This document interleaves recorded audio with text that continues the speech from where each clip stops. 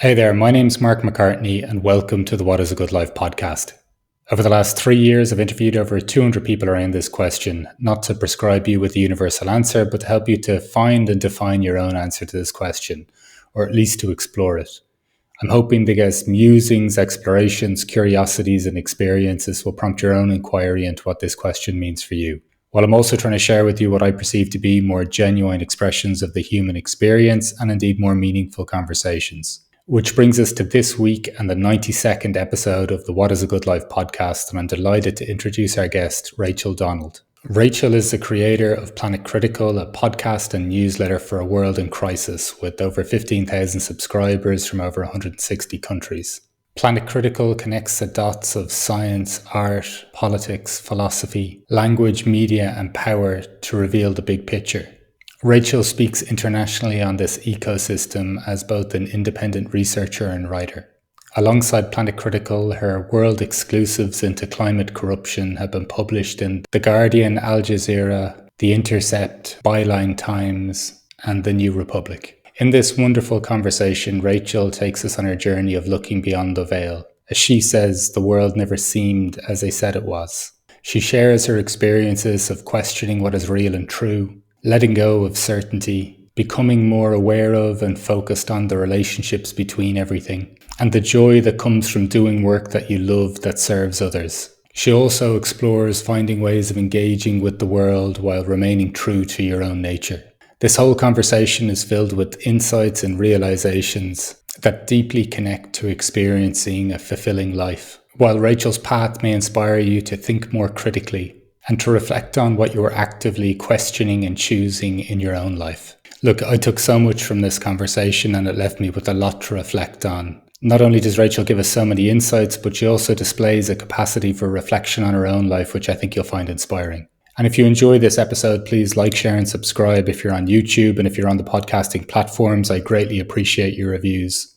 Well, you can check out the show notes below if you want to find out more about Rachel's work or her newsletter or podcast, as well as ways for contacting me, whether that's for individual coaching around exploring your own self-inquiry, joining my weekly free silent conversation groups, or if you'd like to develop greater trust, communication, and connection amongst your leadership teams. You can also find the link to the podcast newsletter, where you can read about the reflections that these conversations that you're listening to have evoked in me. So that's all I have to say for this week. I look forward to carrying on the conversation with you next week. And so without further ado, the 92nd episode of the What is a Good Life podcast. Rachel, thank you so much for joining me today on the What is a Good Life podcast. Having discovered your work recently, I've been really looking forward to having this conversation with you today. I was delighted to be asked. Thank you so much. Wonderful. So as I've just mentioned, the question that I tend to kick these things off with is the question of, is there a question you're trying to answer as you move through life?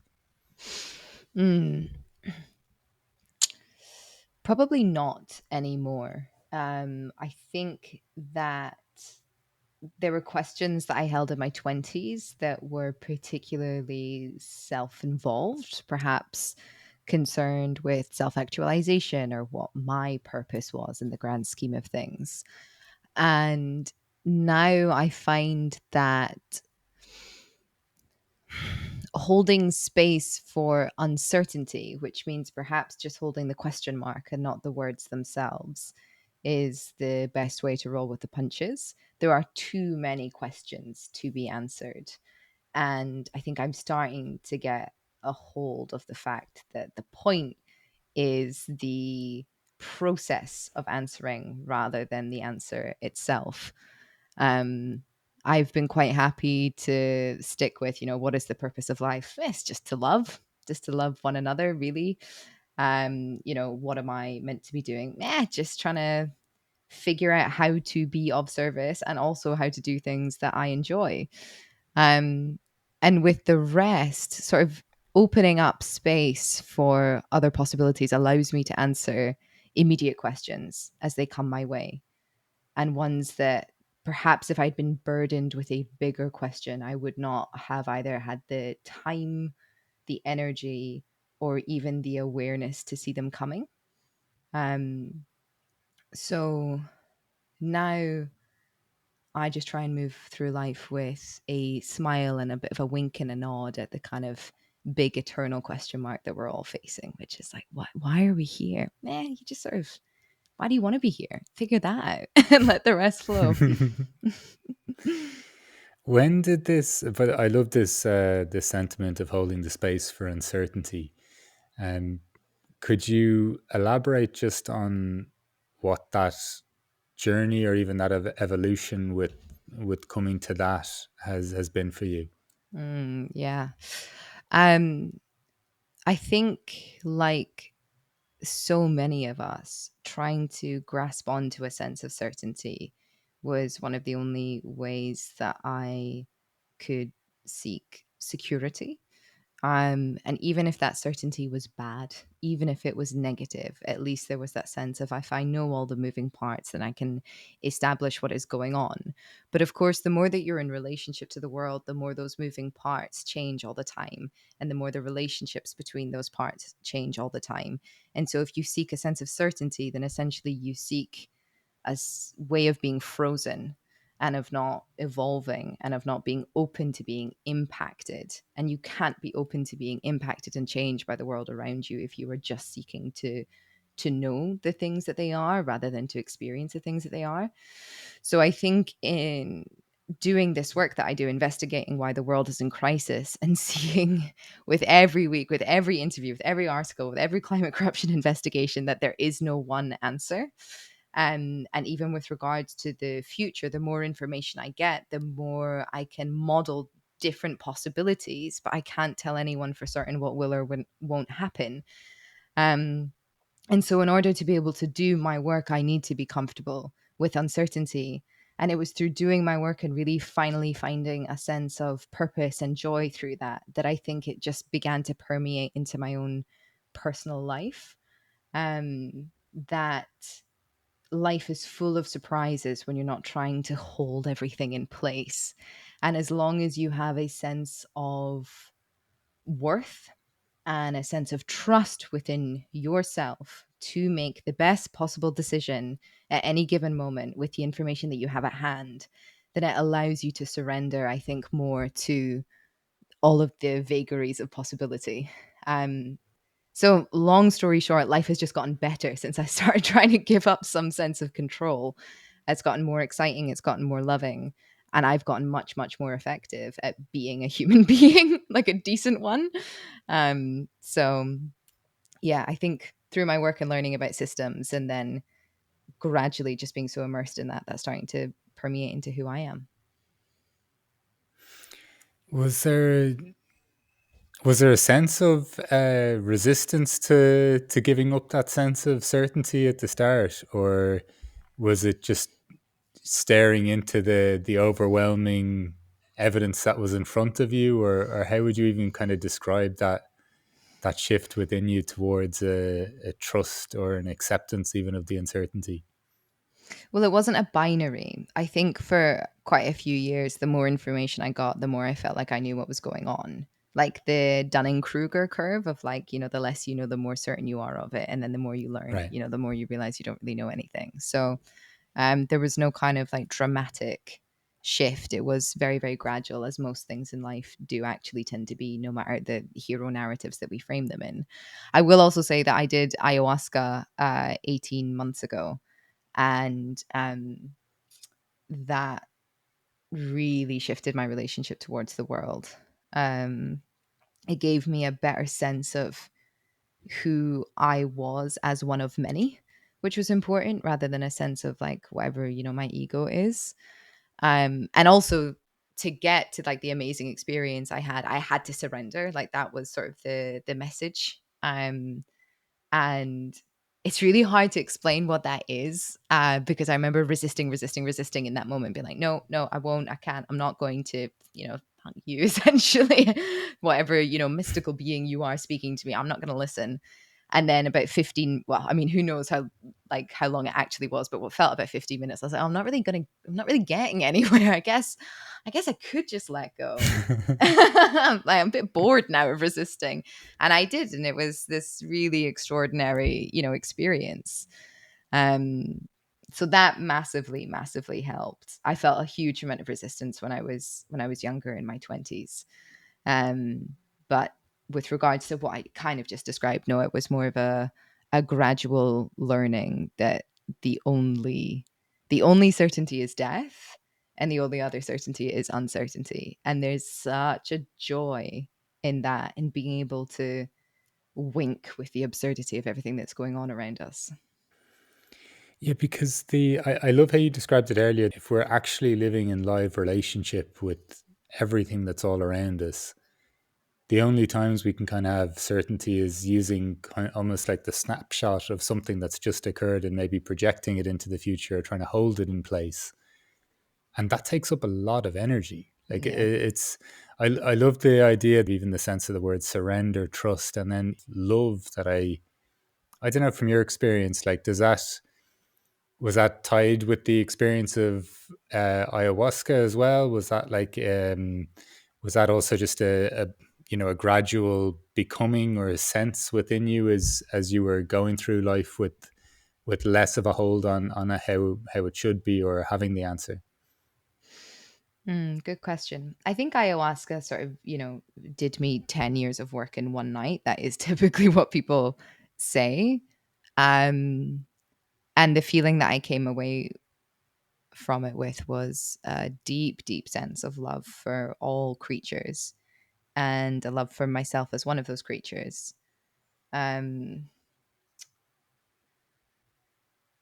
and I think, the image that I just got in mind of when you were speaking was like, if you're trying, like, the sense of control and certainty is like, if you grow a bush and you just spend so much energy trimming it to keep it in the exact same shape, the one that you want and the one that you think is best. And so you go every week to kind of impede its growth so that it's something familiar, and therefore something that's not scary and something that you've already identified that you want. Whereas if you just let it be, it could become something that maybe you don't want, but also maybe that would be beyond your wildest imagination. And people ask me a lot with my work, like, what's the plan? What's the plan with what you do? Where's it going to go? And I'm like, I don't know. It got here because I got out of my own way. Like, it's doing whatever it wants to do, and I'm along for the ride with it. And I don't want to ascribe again to this hero narrative of, yeah, I was this really clever person who created this really cool thing and I know exactly. No, I don't know what I'm doing. I'm learning what I'm doing on the job. But if I had begun 4 years ago with a very strict vision of where it would go, it would have been so limited because I didn't have the information. And every day I have more information about what it could be. And because of what it could be, there's so many different iterations of that. And eventually one will kind of emerge, but not because I think I have chosen, but because my knowledge garden, that which I'm gardening all the time, the data that I'm mining will eventually show which one is the most effective, the best, the most helpful, and also the most, how do I put that? Like, effortless in a sense. It's really good to do hard work, but I have found that a sense of ease provides you the sustainability that you need to do continuous hard work.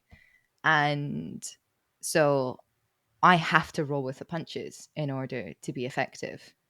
And getting out of my way is the best way to do that. To me, that kind of almost speaks to like a sense of data points or almost collecting data. And I don't even mean in a very demonstrative way, like now I am collecting data, but just even in holding experiences or information and awareness, like making decisions from that place. Um, it doesn't sound like a very mentally driven process as such. No, it's very relationship focused. All of my decisions are relationship focused. Um, and I like to think of the things that I know in a web, like all of these data points in a web rather than like on a graph. Like, I'm not trying to plot them exactly. I'm not trying to make sense of them. I'm just trying to see where I am in relation to them and where I can move to be in relation differently, and how I get shifted as well within that web by these data points. Um, and then make decisions from there. And also with an awareness that no decision is permanent.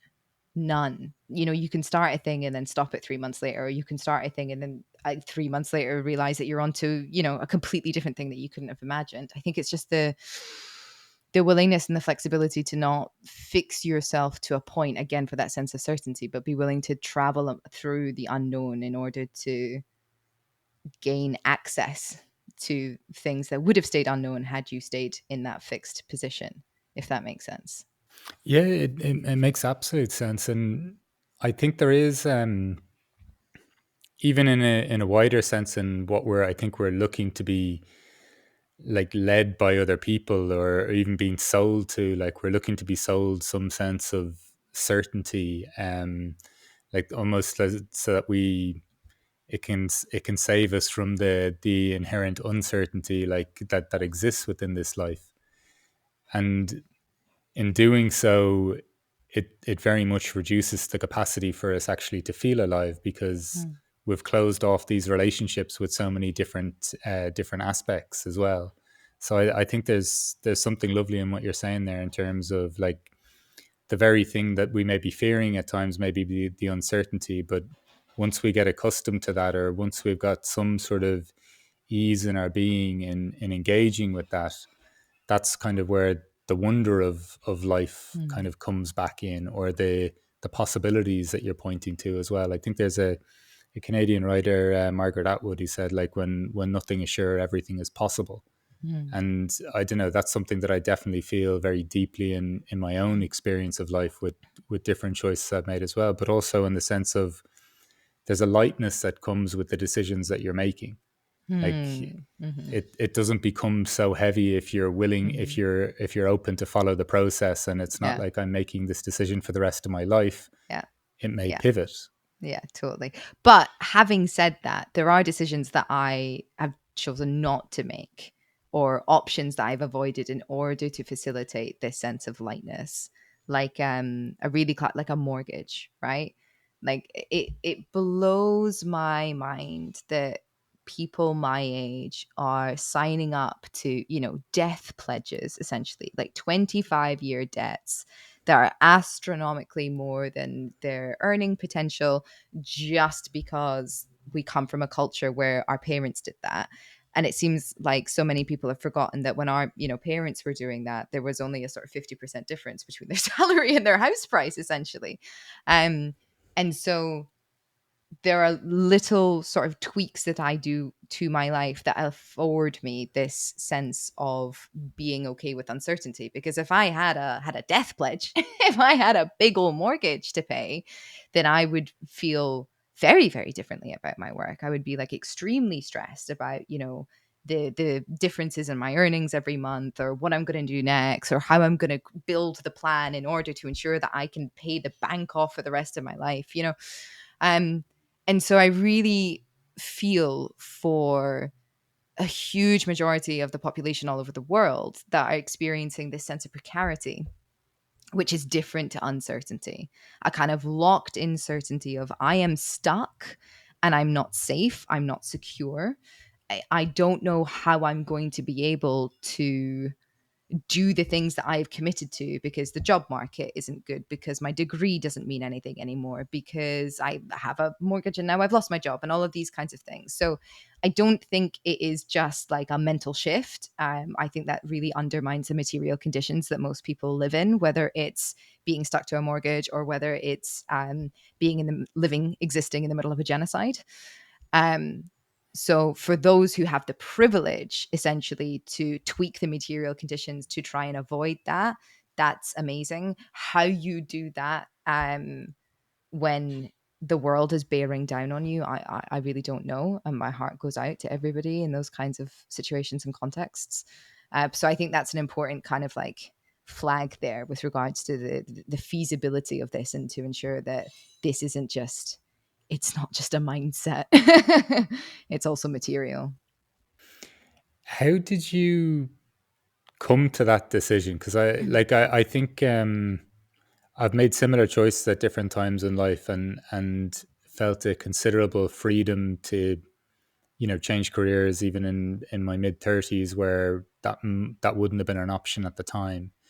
Um, from your perspective, like, how did you come to that conclusion for this point in time? Like, did you survey the landscape and come to that distinction pretty quickly, or Were there influences in your life, or was this is just something very personal to you? I mean, the world never seemed the way that everybody said it was. Like, I always remember having that feeling, even from a really, really young child, as if like the veil was going to fall away. I read a lot and was pretty introverted. So I was always convinced there was like either some other big meaning or the meaning that was being expressed was false. Um, and then frankly, that instinct kept kind of just prove itself to be true. And I think, 2008, the big financial recession, I was only 16, so I don't remember actually thinking actively about it. But by the time I got to university and was graduating university, it just the world was different. The landscape had changed, and that was very obvious for everybody trying to get a graduate job. Um, and then I just remember, as people started to think about like getting on the property ladder, it just seemed so bizarre to me. I was like, what? Why do I want to own something that ties me to a place when I don't know if I want to be in that place? Just to have an investment, but when will I ever see the back of that investment if it is 400% more of what I'm ever going to earn? Like, it just didn't make sense to me. The math didn't math. Um, and I think it was about 20. I mean, I was young, right? And there was sort of no possibility of me buying a home. But by about 2016, when I was like 23, I was like, what? I'm never going to be able to. And that's great. There's a whole other different kind of freedom in that. And why would I want to sign myself up to a system that no longer exists? So I think it was just trying to spot patterns around the world. Like, I very much had this sense of, a round peg being trying to fit into a square hole for my generation, the millennials. And it just seemed very obvious that that wasn't going to happen. And every time I hear about people sort of buying property, especially in somewhere like London, like £500,000 on a 2-bedroom apartment, with one bathroom at like half a mil. I remember what £500,000 used to mean. And it's this like shifting baseline syndrome, essentially, Mm. is like the new normal changes and we all adapt to it. And I was like, it just seems like that's not something to adapt to, because it seems like it's never going to be good for me personally. Um, yeah, that, and like, I walked away from my graduate job as well. After I was really, really lucky to get one. I was like one of the only people I knew to get a graduate job. And after 9 months, I was like, being employed is sucks. Why do I want to work like 5 days of the week to produce money for somebody else? Like, why would I want to do that? I'm not buying into that. I think I've been sold something that is not good for me. I think it was just that, always this sense of like, enjoying being a little bit contrarian and rebellious, um, spotting patterns of how there was no way that was ever going to work out, given the sort of state of the financial system around the world, and thinking, well, this is an opportunity to check out and do something different, because it's not as if, how do I put this? It's very unlikely that I will wake up at 50 and be like, oh, everybody else is really secure and sorted. And I was, the idiot that made the wrong decision. It was like, no, I'm going to wake up at 50 and everybody else is still going to be struggling to do that. And either I will be struggling in a different way. Well, yeah, just that, I will be struggling in a different way. But maybe there will be security in having chosen, like having been able to actively choose my own struggle. That's a gift. Yeah, there's it reminds me of a friend of mine whose company was acquired by somebody, and then he went to work with them, and he was just working out at the end of his the kind of lockup period they had, and he was just he. I remember him saying to me that he just much rather, it's going to be struggle either way if you try to Mm, create something yourself, but I'd rather just have the struggle on my own terms. I think that's something we don't quite grasp a lot of times, and I'm not from the perspective of someone should work for themselves or not work for mhm. themselves. Over a wider kind of, I guess, a wider kind of set a slice of life. If you've deliberately chosen something and you care about it and you suffer, it's a very different kind of suffering than when it feels like externally imposed. Yeah, I think the one feeling I Ooh, sorry. The the one feeling I cannot handle in life is a sense of powerlessness. That drives me mad. I want to feel empowered. I want to feel powered. I don't need to have power over others. I just don't want to feel like I am having to make decisions based on somebody else's vision when I didn't sign up for that vision. I signed up for a role or a part of the relationship, like, boss employee. Like, you sign up to do work for someone, you sign up to a very particular criteria, and then, yeah, because of that, it begins to impact so many other pieces of your life, essentially. And I personally cannot handle that. And I recognize that that's not everyone. I don't think that everybody should do this. I know people that are actively choosing the struggle of like, no, I like to be employed and I like to work in a team and I do want to have a mortgage and I do want to live here and I'm happy to stay put. And like, whatever anybody is doing that is for themselves and they have a sense of having actively thought about it and chosen it, I applaud them. It's a really, really difficult thing to do. I don't think there's any one way to do it. But for me, I need to have a sense of being able to move through the world in active relationship to all things equally, rather than one relationship, whether that be the relationship with my mortgage provider, or the relationship with my job, or the relationship with the weather, which as a Scottish person, is a pretty big deal. Without that sort of spilling out into the rest of my relationships. What have you noticed then for you has left you with a sense of empowerment? Like what comes up for you, and aside from even the this kind of long term decision and someone and being beholden to something, what generally fulfills that sense of empowerment? Um, Being good at a particular thing that helps other people, like being of service, gives me a sense of empowerment. Doing what I want when I want to do it gives me a sense of empowerment.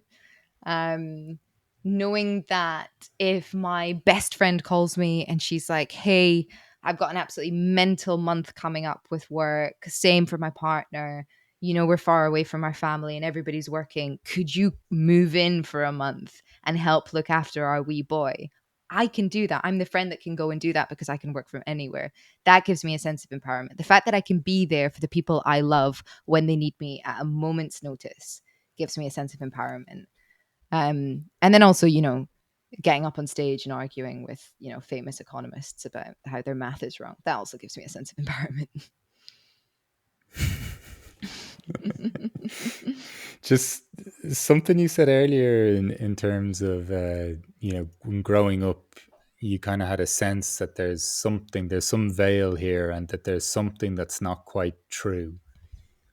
Can you give me a sense of even of what that sense was, and I guess even how it's kind of not making it so linear that this is what led you into some of what you're doing, but just even expanding upon that as well. It felt like a sound. It would be just a Nice. couple of seconds. It would feel, I didn't hear it, but it would feel like a bell ringing. And as if there was just a slightly different resonance around me. And just for a split second, as if everything was going to fall away. And then it never did. And it has continued into my adulthood. Funnily enough, less and less as I do this work, maybe because I just ripped the veil away myself and was like, yeah, no, it's all nonsense, whatever.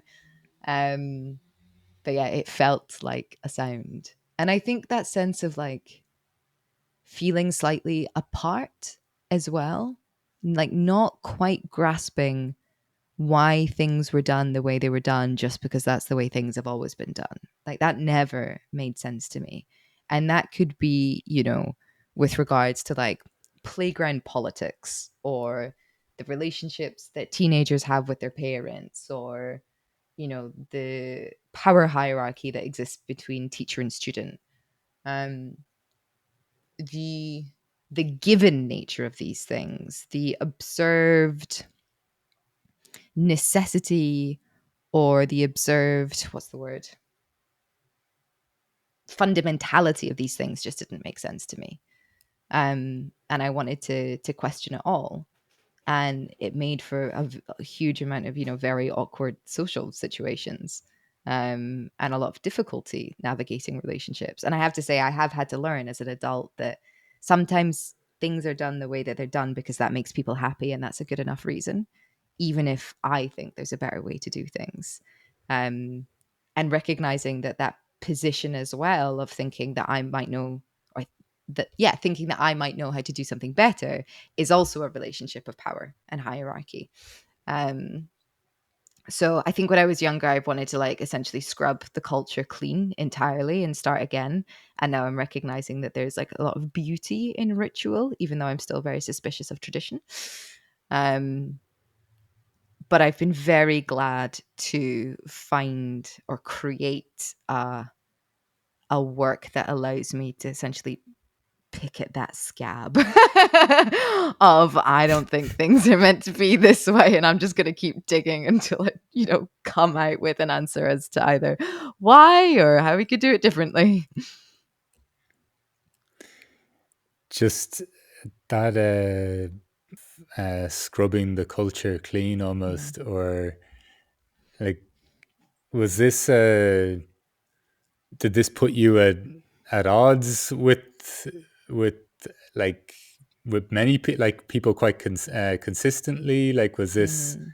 was this something that you couldn't let go of in and I know you're younger at this stage, so I'm not saying in the sense of that it, and like it may have changed in their sense of letting go, surrender, and some of the things you're pointing to now, but was it something just that it almost feels like it was innate, like it was you being you or something to that extent. An 8, did you say? Sorry, innate. Oh, innate. Sorry, right. Sorry, I thought you were Yeah, yeah. referencing the Enneagram there for a second. I was like, oh, we're going to go off in a different direction. Um, yeah. Um, it did feel innate. I think that two things happened. So first of all, I didn't understand why things were done the way they were done, and I didn't understand why I should have to participate in that. Um, Therefore, refusing to not participate was essentially, there was a sense of arrogance in there that was defending this sense of vulnerability and fear that I had of like, I don't understand. Like, even if I wanted to ascribe to these cultural norms, I don't know how to do it. And so I was like a very difficult teenager and young woman in her early 20s, because being a kind of bullish contrarian was the only way that I felt I could hide the very thin skin that I was wearing through the world. Um, and so yeah, it caused a huge amount of problems. And like, like I said, I hate being employed. Also, people hated employing me. I was a terrible employee. Um, not good at being told what to do. Not good at recognizing, the existing network of relationships and working my way into that. I was a bit of a wrecking ball, and it made me very, very, very good at doing the job criteria that I'd been signed up to do, but it made me very, very bad working as a team member, which is typically what you have to do when you're an employee. Um, and it made me a difficult partner because, it was my way or the highway, essentially. Or I think for my friends, from what they've said, they didn't get as hard a time as everybody else around me, but mostly because I was always like moving around and trying different things. And so there maybe wasn't that much pressure on those relationships. But yeah, it wasn't this kind of like mythical, all seeing, uh, like observance. I wasn't just an observer. I was definitely an agent in trying to wreck the things that I didn't like as well, because I was afraid that I would always be left outside if I didn't find a way to break down the walls. What was that like? Just a general finding one's way in the world and trying to understand the world, the uncertainty that comes with that, or how would you kind of reflect on that? It was alienating to feel like you can't fit in, or you can't see things the way that other people see things, or you don't understand the way that other people understand things. And so it was kind of like, well, I'll put on my alien costume then. Like, if I'm going to be Right. alienated by the world, um because I feel like there's something else, then I'm going to take control and really push that alienation. So it wasn't about Yeah, yeah. uncertainty. Again, it was about certainty. It was almost like I could handle the uncertainty of there being more to this than meets the eye. There was a beauty to that, there was a poetry to that. But handle the uncertainty of not knowing how to enter the thing that does meet the eye, like the mask on top of it, that was something that was really, really difficult to bear. And so it was kind of like, well, if I mean, the ego in it as well, you know, young child, teenager, young woman. If you think that of me, then that's what I'll be. But of course, nobody was thinking anything. Like, no, people don't really think about you as much as people definitely don't think about you as much as you think that they're thinking about you. Um, so it took time I, to I think learn to that's be just vulnerable with a, that. it's a shocking realization, isn't it? Just how little people care or are interpreting our own behavior as much as we are, like, or just Hmm. how small a role we play Hmm. in whatever way we're perceiving it to have. Hmm. Yeah, For definitely. your sake, when did you then start to, I guess, like, find that kind of balance with this kind of inquiry, and you're coming around to saying things now, like, of worth, self-worth, trust, um love, holding space. Like, what was occurring for you in the movement from where you were almost describing yourself as a wrecking ball to someone who's just in relationship with so many different things? Mm, don't know. It took a very, very long time. There were I had a lot of conversations with people that were wiser than me. I read a lot of different books. I tried to understand my own behavior as emotional reactivity, tried to understand the emotions that were underneath them, came to understand that if I don't allow for a sense that vulnerability and that fear, then I'm only ever going to be a wrecking ball. And I didn't really want to be a wrecking ball, but that there was a part of my wrecking ball nature to also honor as well. And then I Yes. think that this is something I think about a lot now with regards to like networks and relationships and cycles as well. Like, I think there was in my mid 20s, I was like, oh no, I've not, it's not been good, Rach. Not, you're gonna have to swing the other way. You're gonna have to become really pious and really gentle and really, you're kind of your real guilt, the guilt, just mire in guilt for a while. And that was, helpful in a sense, but also equally destructive.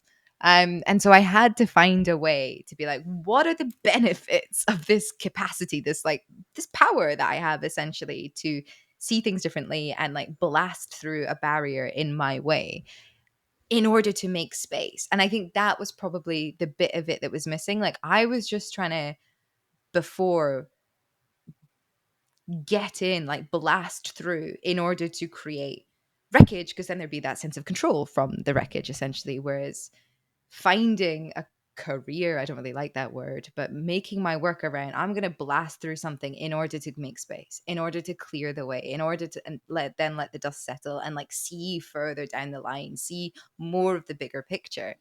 I think that was kind of fundamental to like finding this balance, that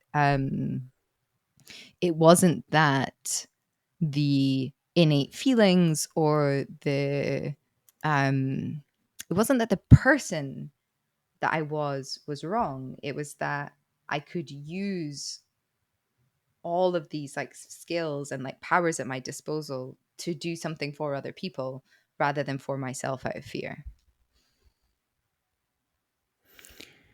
I think that's such a beautiful realization, and I even like the sense as well of, like, almost a pressure or a should to be very pious all of a sudden. I don't know about you, but like when I've come to certain things like meditation or whatever, then reading certain books, I can almost then like kind of map out the correct behavior or the right Mm, behavior, even if it feels in contrast, even just with my very nature. mm, And I think the way you've described that, almost maybe not so subtle shift. I don't know how it was experienced or felt at the time, but like, no, I don't have to disavow who I am. Yeah. I just almost have to find a better fit for this, or even Yeah. change the focus of where it comes from, whether it's personally focused or now I'm actually looking to be in service. Yeah. Because I think that service part is, and I'm kind of skeptical of a lot of the, even you mentioned the hero's journey there, just this kind of sequential series of acts, or even just the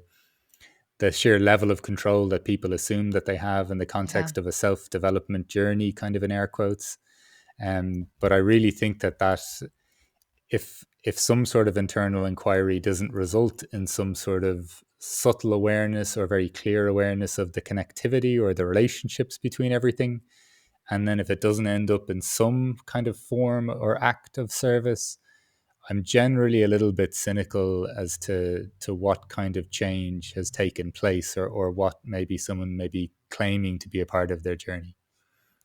Yeah, like Bali Instagram culture, or all of those like Silicon Valley tech billionaires going off and doing ayahuasca and being like, "Oh, so enlightened, just gonna go and make more money." Yeah, really? Was that the message that you came away with? I think there's some more walls to get through. And I think a part of it as well is recognizing like the different frames that you can use in order to achieve the same thing. So, like I talked about a wrecking ball.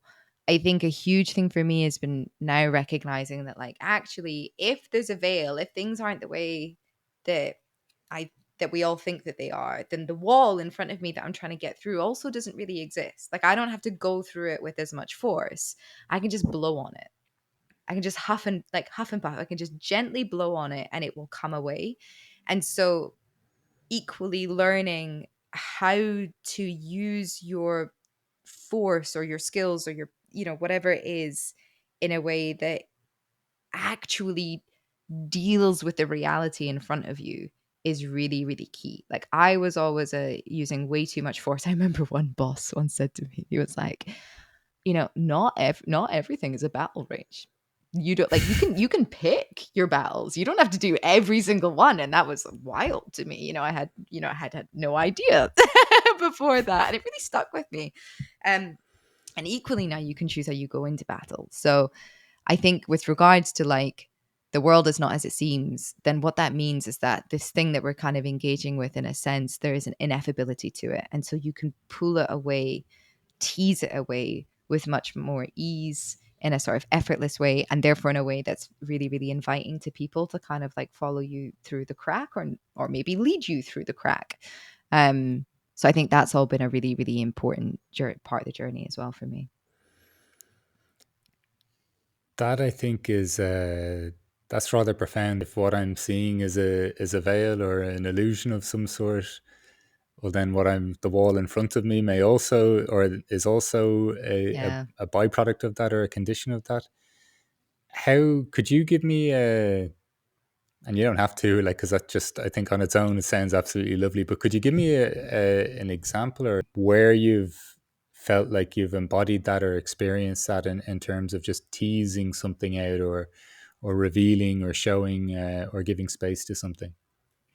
I mean, if anybody goes and reads my work on Planet Critical, you'll see it become gradually less opinionated over the years as I become more knowledgeable and much more nuanced. And the kind of language that I use is very different as well. Like, yes, recently I wrote a piece about, how we need to be careful of using war imagery. Even when we're up against things that are obviously bad, like racism, like it still doesn't mean that you go to war.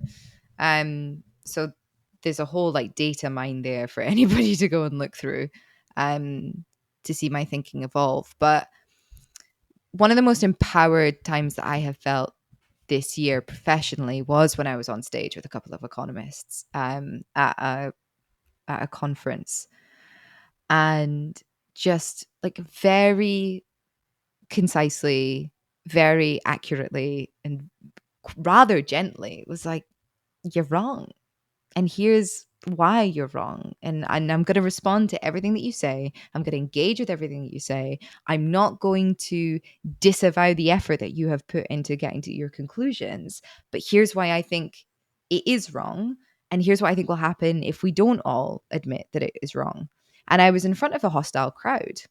They were it was a crowd, it was a private conference. It was like very, very, very wealthy people who definitely don't want to be told that they are number one part of the problem, and number two, their investments aren't going to mean anything in 30 years.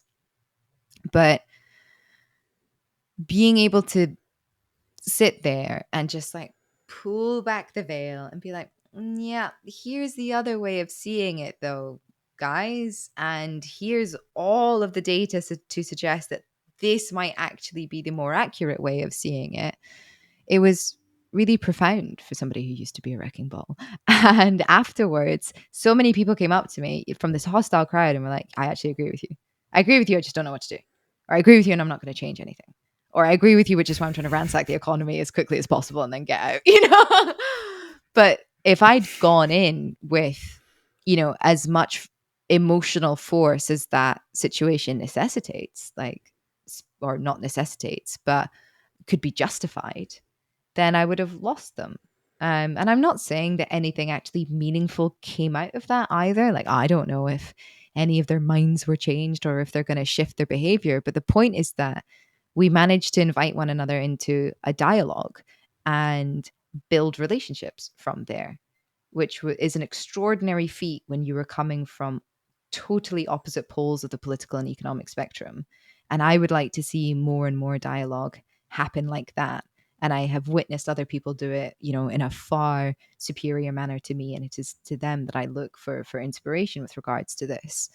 So, so I think that answered the question.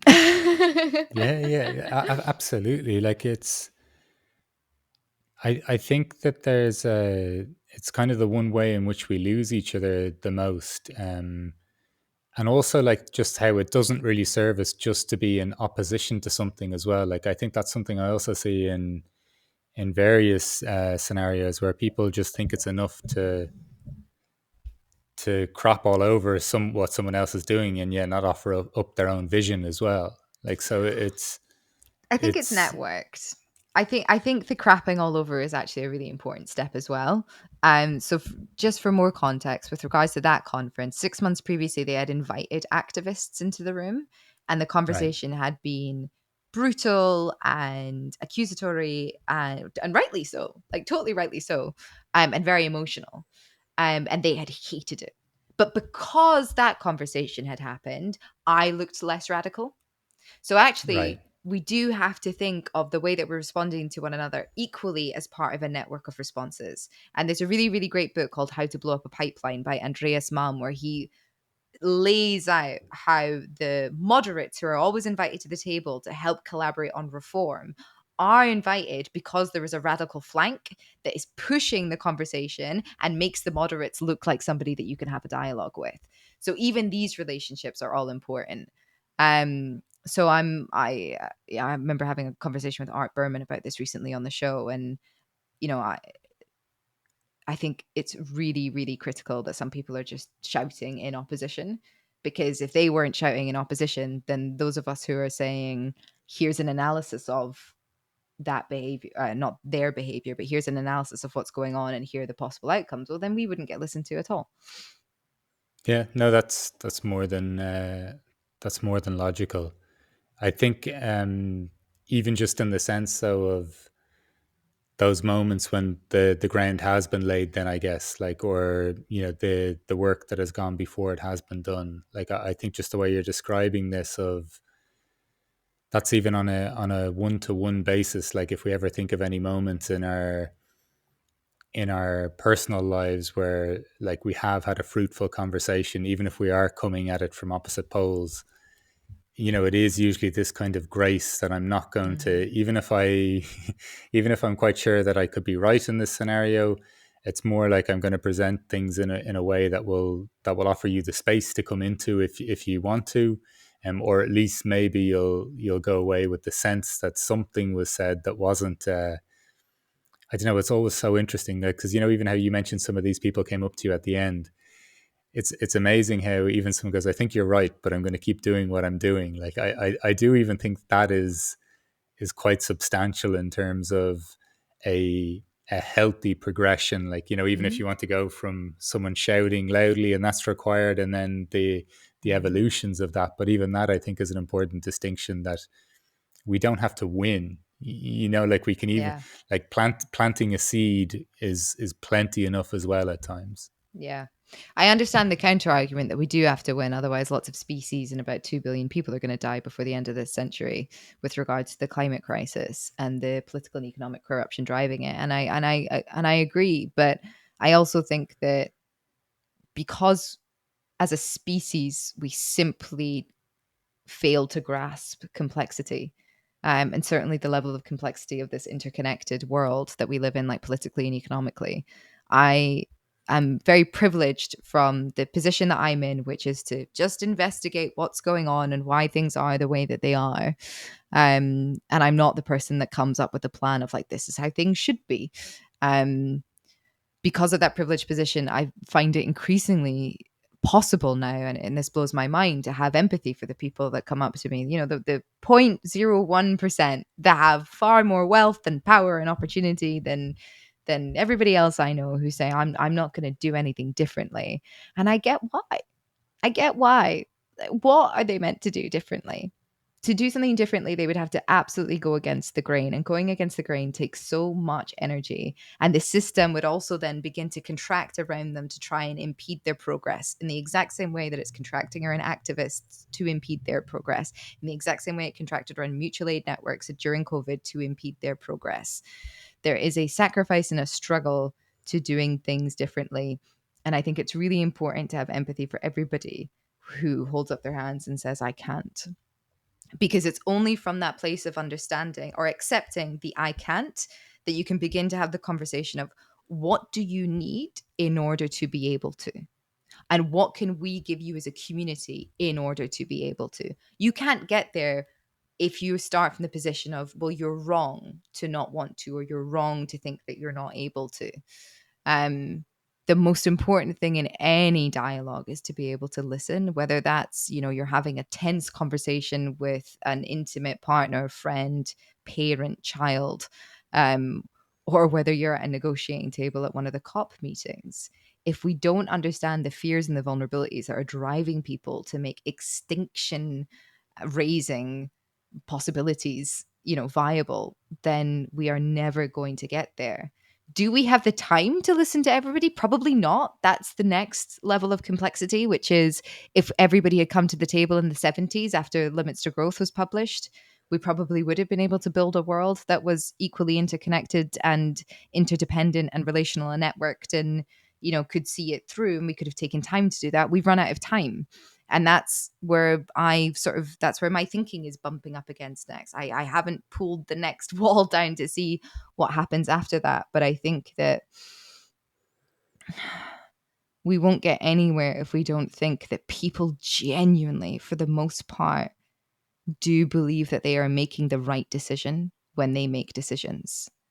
Now, you might not understand the emotion or the logic behind that decision, but to classify a swathe of people as evil, I think it doesn't just miss the point, it's lazy. And I think a hugely humbling experience for me doing this work has been realizing, if I had been born in the position and in the environment and culture and whatever as any one of these people, it is far more likely that I would have been like them than not. Because we are only really products of our environment. That's what being in relationship with the world is. And so, if we don't recognize the relationships that these people are trying to protect in the same way that we are trying to protect relationships, whether that be the ice caps melting, whether that be biodiversity loss, whether that be the fact that, you know, everybody on my street is getting kicked out because they can't pay the rent because the financial markets have financialized a necessary human right. They are, believe it or not, they are all equally valid to each of us as an individual creature with a skin moving through this world, even if on a political or economic level they are not all equally valid. Um, and until we find a way to say to people who we think have power, but who have much less power than they actually do because of the level of complexity, but they do have more than us, until we find a way to say, yes, what are your concerns and how can we help? Because we need you to help us with ours too. I can't really see a way where we move forward in the same way that in an intimate relationship, if you were just coming with this set of cards that you want, this is what I want from you, and I'm not willing to listen to what you need, then you wouldn't get anywhere.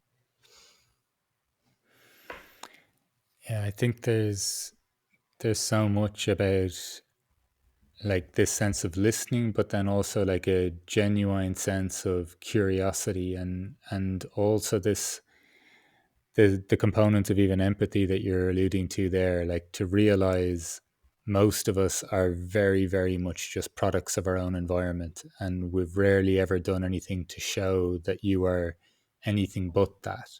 To Mm. assume that you would be some radical agent in another Yeah. in another setting, I think there is some degree of delusion around that.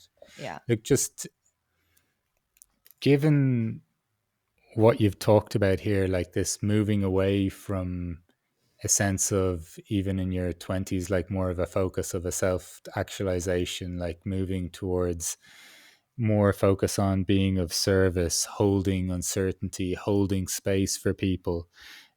Also the sense then of like experiencing, whether it was through your own, what you're experiencing through your own role, or even experience with ayahuasca, how there's a greater sense of trust or love, or an ease in being, or an aliveness in the relatedness, or being connect, that's an awareness of the subtlety of all the various connections we hold, from moving through in life, and kind of getting a sense that things are a veil, that there's something not quite right, even that lovely sound of a bell ringing, in terms of even just exploring life through that experience, first being a wrecking ball, as you said, then to, more seeing the subtlety, and just if what I'm saying is illusion, then the wall that I perceive that I'm banging up against is also an illusion, to then ideas of even moving into listening, curiosity, and developing empathy with people as well. Given there's so many, I think, key things you've described in that, in terms of what a good life is for me, anyhow, I'd just love to ask you the last question of what is a good life for you, Rachel? This one.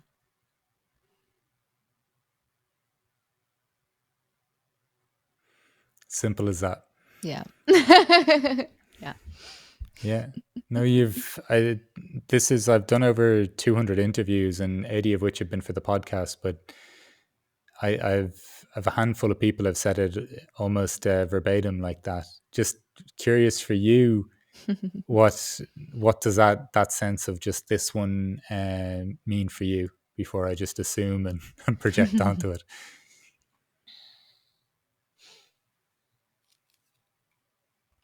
Well, I mean, to begin with, very concretely, I do have a really great life. I have um, a huge amount of autonomy, freedom, liberation. I mean, those are all synonyms, and yet they all feel equally important. Um, I am financially dependent on a network of people that live in 167 countries around the world. And as long as I keep doing good work, then they will continue to support me. And that is such a beautiful relationship. I mean, I feel so lucky every day that I'm not going, and even as a freelancer, going and knocking on institutions or newspapers' doors, and essentially begging for a very, very low wage to produce really high value work. Like that these people, there's no paywalls to anything that I do, and yet enough of these people want to support me to continue doing it. I mean, I'm totally blessed with that. um the fact that because of that freedom, because of that financial interdependence, I can roll with the punches. I can allow Planet Critical to breathe and develop, and I evolve with it. The fact that I don't know where I'm going to be next year, I don't know where I'm going to be live, I don't know what language I'm going to be speaking, and the fact that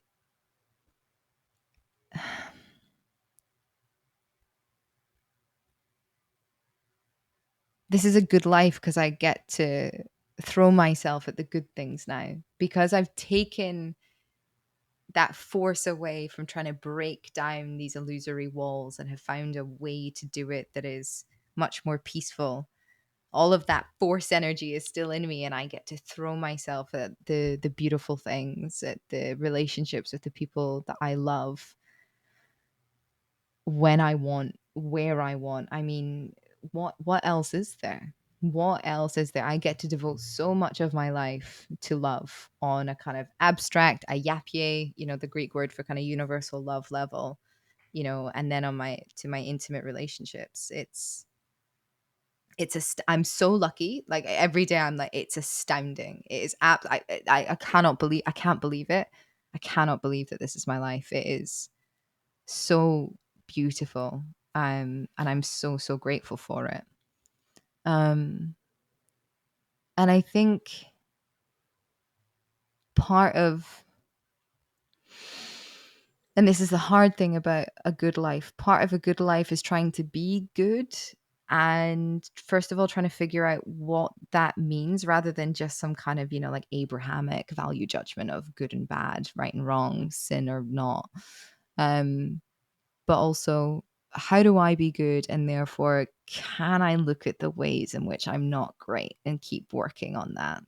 So to have the privilege of having the most phenomenal support network of people who care about me enough to tell me when I'm wrong, um, and also pull me out of the guilt and the shame holes when I fall down into them, is extraordinary. Like my friends, my partner, like I